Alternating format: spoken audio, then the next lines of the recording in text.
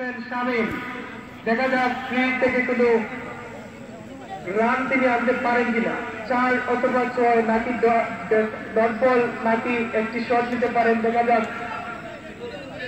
বল করলেন, সেই সাথে ডট বল হয়ে গেল, আবারও হোয়াইট।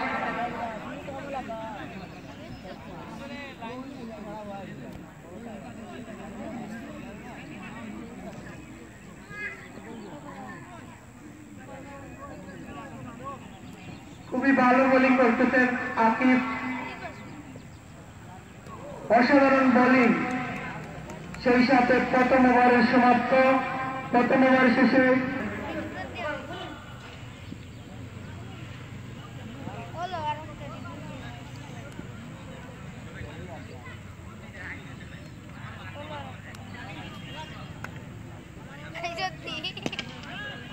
সুন্দর বোলিং করলেন, উইকেটের সম্ভাবনা ছিল কিন্তু না।